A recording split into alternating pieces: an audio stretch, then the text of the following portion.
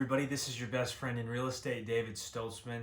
It has been a while since I've done a video, so I figured if I was going to come back after a little video hiatus, I would do a really good, just state of the market video, and I'm going to call this my big mid-year market update. So, plus I'm going to have some big surprises after analyzing everything that I found of what I thought was just something I wouldn't think of, or happenings in the market that were like, whoa, okay, noteworthy. All right, let's jump into it.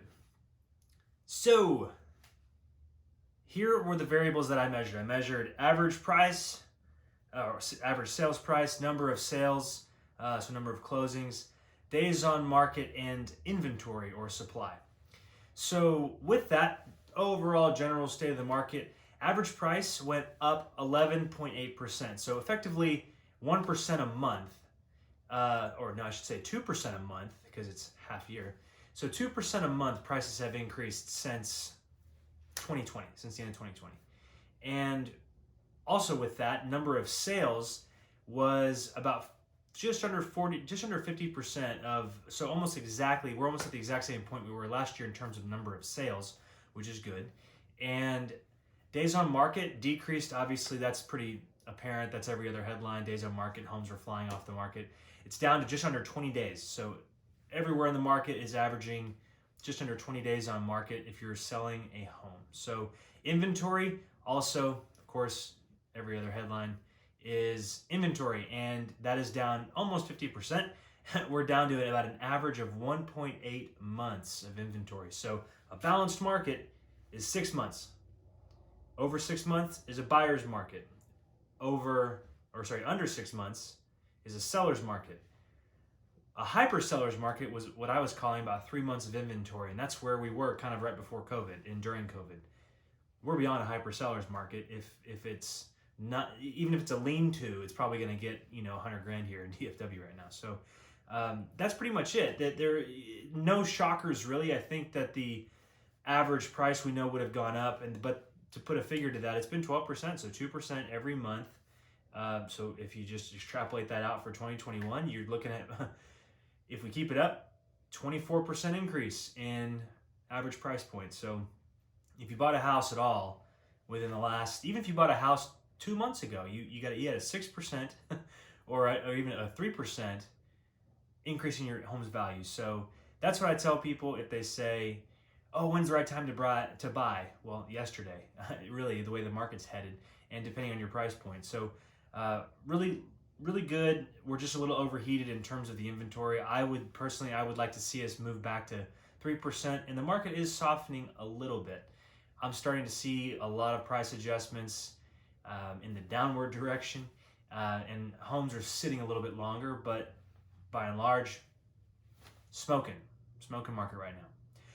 Now, let's get into my biggest surprises that I saw when I went through everything. So, biggest surprise number one, it is amazing to think that the top 5 biggest average price increases were all in the luxury markets. So, number 1 was Fairview. Fairview actually bumped into a luxury market in DFW that's over 700. So, they went from about mid 5s, so 550 average price point, to over 750, and that's Fairview. Fairview really picked it up. I called them one of my biggest losers, and they paid attention. They got their act together. Good for them. Number 2, funny enough, Highland Park, the most valuable neighborhood, or I should say town that we have in DFW, average price point just over 2 million, now just under 3 million. So they were the number 2 biggest average price point increase. Then Lucas has been really under the radar as kind of like a baby Southlake. Great schools, smaller town, kind of landlocked, but really just completely popped the roof off with the shortage of inventory kind of adjusting to where it probably should be at just over $1 million. Lucas is averaging a price point just over $1 million. So good for Lucas. Now, number 4, to bring them up again, Southlake. Southlake is up 13% since the beginning of the year, and 20% effectively since Halloween of last year. So Southlake is in a big upward trajectory and no end in sight there. I think that with the proximity and just everything and central location, I think that's really helped it. Number 5, Argyle. So kind of Lucas West. Say kind of an identical market. 3A, 4A town forever. Now bumping up into 5A because they have population growth. Argyle, same kind of thing, hovering around the low 5s as an average price point. Now they're well over 700 as their average price point. So that was surprising. Huge price increases on the luxury markets. We can attest that to all the Cali people and all the other people with money now seeing how DFW has been undervalued for so long. Glad to see it finally correcting up. So number 2 was interesting. I sort of mentioned it, maybe you picked up on it. We're only 1% behind 2020, which was a banner year for number of sales.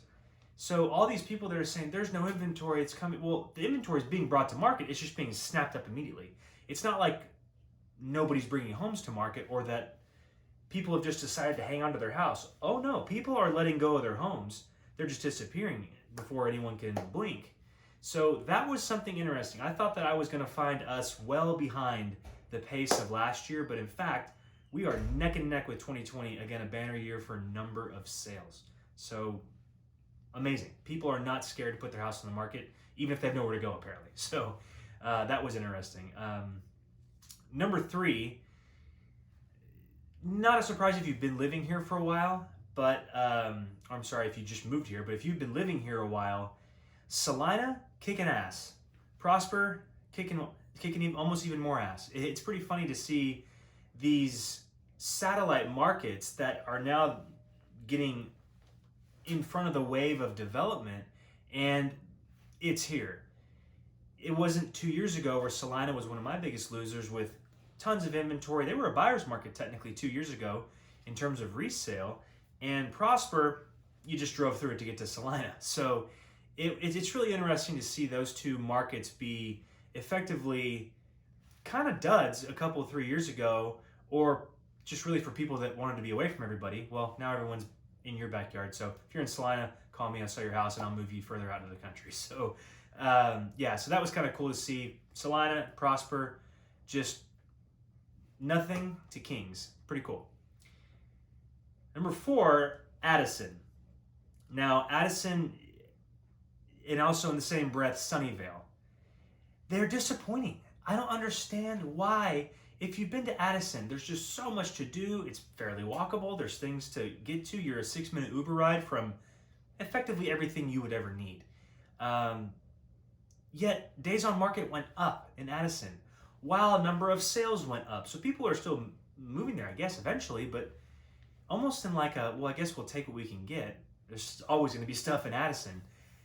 It blows my mind. And then also Sunnyvale. If you've ever been to Sunnyvale, Sunnyvale is delightful. It's a wonderful place to raise a family. Great schools, good football, obviously important. And it's a really good community. I know several people that live there and they rave about it. It just hasn't taken off like it should. They almost had a increase in days on market. Their average price point went up, but so did everybody. I just don't get it. I think that Addison is pretty obvious. Sunnyvale, you can argue that they don't have much commercial or much retail. Okay, I get that, but still, Sunnyvale, it's still a 20-minute drive to Dallas with traffic. I don't know. Those two markets, shockingly behind all their peers. All right, my final big surprise was now that you have these increase in prices going up and up, what I've been telling people is that under 400,000, under 400,000 is a vanishing price point in DFW. It'll eventually go away. Just like in California or New York, you can't get into those markets to buy anything for under 700, 800. I don't live there, but I figured that's what it is. And that's where we start our luxury here in DFW. So again, stay tuned for another video about how DFW is undervalued. Light plug for the next one. But really, like I said, under 400 is a vanishing price point. It'll be gone before we know it. And my biggest surprise, I guess I'll get to the point before I get long-winded. 7 places are averaging, just 7, are an average price point under 200. So under 200 is going away, and it's slowly creeping up on 300. There's only a few places that average in the 300s price point. Then it's 4, 6, 10, a million. So yeah, that was my final biggest surprise, but is that there's only 7 markets that have an average price point under 200. So that's pretty much it, guys. Thanks so much for watching this video. It was a lot of fun to put together. Just a big, huge, juicy market update with some things you probably knew, some things I know you didn't know, and just happy to bring them to your attention. If there's anything I can do to help you buy, sell, invest, or if you just need a second set of eyes on something, please call me. I'm happy to help you. And look forward to doing the next video. If you have any questions, comment below, and make sure you follow me. I got a lot more coming your way. See you later.